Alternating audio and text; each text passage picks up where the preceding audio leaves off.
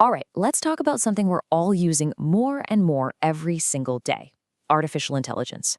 Specifically, the AI that lives right on our phones. But have you ever really stopped and thought about how it all works? When you ask it to do something, where does your data actually go? Seriously, think about it. When you ask your phone to summarize a recording of a meeting or maybe draft a clever reply to a text, is all that brain power happening inside the little device in your hand? Or is your phone sending your request out across the internet to some massive data center, letting a giant computer think about it, and then sending the answer back? Well, for the longest time, it's been the second one. And that really brings us to this huge split, this tale of two AIs. On one side, you've got the classic cloud AI. It's powerful for sure, but it can be slow, that lag. It absolutely needs the internet, and most importantly, it means you're sending your data away. But now there's a new way of doing things: local AI. It's basically instant, it works when you're offline, and the big one, your data stays right there with you on your phone. This is the story of that massive shift. So for years, our phones have kind of been borrowing their AI brain from the internet. And as it turns out, that whole approach has some pretty serious downsides. And these are probably things you've felt yourself. That awkward 3 to 5 second pause while the AI is thinking, that's called latency, and it just feels unnatural in a conversation. Or, you've been there. You're on a plane or deep in the subway with no service, and all your cool smart features just die. But honestly, the biggest issue here is privacy. Every single time you use a cloud AI, your personal messages, maybe confidential work notes, are being uploaded somewhere else. And that makes us all a little nervous, right? It stops us from using these amazing tools for the stuff that's truly personal. So what's the fix? What if your phone didn't have to borrow a brain from the internet? What if it had its very own? Well, let's talk about that on-device brain, Gemini Nano. So what is Gemini Nano really? The simplest way to put it is this: it's a version of Google's incredibly powerful AI, but it's been specifically engineered to be so small and so efficient that it can live and run completely on your phone. No internet connection needed at all. And this is the part that's really a mind bender. We have to stop thinking of AI as some service we connect to out there in the cloud. Instead, think of it as a physical component of your phone, just like the camera or the battery. It is literally an AI brain living right there on the silicon. Okay, this all sounds amazing, but how is that even possible? I mean, how do you take an AI that normally needs a whole farm of servers and somehow squeeze it onto a device that you can just slide into your pocket?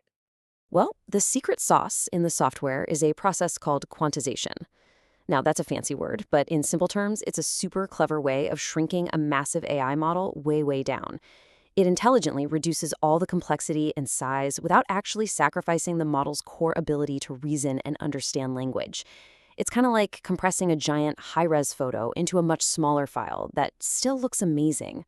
And just to give you a sense of the scale we're talking about, a big traditional AI model running in the cloud can have over 100 billion parameters. Those are all the little knobs and dials the model uses to learn and think. To get that kind of power down to a size that can run on your phone, well, that is just an incredible feat of engineering. But look, it's not just about shrinking the software. That's only half the battle. You also need the right kind of hardware and a smart management system to run it without killing your battery. And that's where the real magic happens. So you've got this two-part system that makes it all work. First, you have special hardware, a neural processing unit, or NPU. Think of it like a dedicated mini brain inside your phone that is custom built for only AI tasks. It's super efficient so it doesn't drain your battery. Then you have a piece of software called AI Core, which acts like a traffic cop, smartly managing all these AI jobs in the background to make sure everything runs perfectly smoothly. All this tech is really cool, but let's get to the point. What does it actually mean for you? Well, it boils down to three huge real-world benefits: privacy, speed, and a totally new kind of freedom. This right here is the biggest promise of all. Because the AI is running right there on your phone, your personal data never has to go anywhere. It never gets uploaded to some random server. It stays with you on your device, period. That sensitive business meeting you recorded, it gets summarized right there without ever leaving your phone. And the difference in speed is just staggering. Look at this. Making that round trip to a cloud server and back can take about 1,500 milliseconds. That's a second and a half. With Gemini Nano running locally, that same response happens in under 20 milliseconds. That's the difference between a noticeable, awkward pause and something feeling completely instantaneous.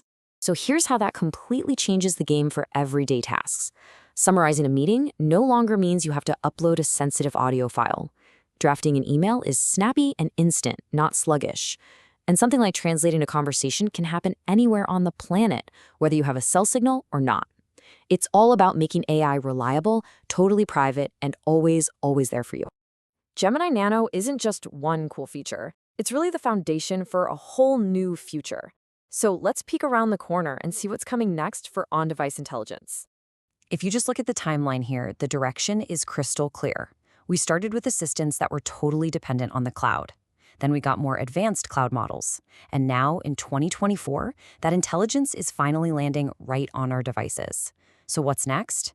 Well, by 2026, the goal is to have a whole thriving ecosystem built around this local-first idea. And what does that ecosystem look like? Well, first, we'll see new phones designed from the ground up with even more powerful custom-built NPUs for local AI. Second, developers are going to get tools that let them build their own amazing private on-device AI apps. And what that all leads to is a future where AI features aren't some novelty anymore. They'll just be a standard, secure, and expected part of how all our phones work. Which kind of brings us to the final and I think most important thought. For years, we've been using AI that really belonged to someone else, running on their computers. We're now walking into an era where the AI is truly ours. It's running on our hardware, it's private, it's fast, and it's always with us. So the real question we have to ask ourselves is, what becomes possible now?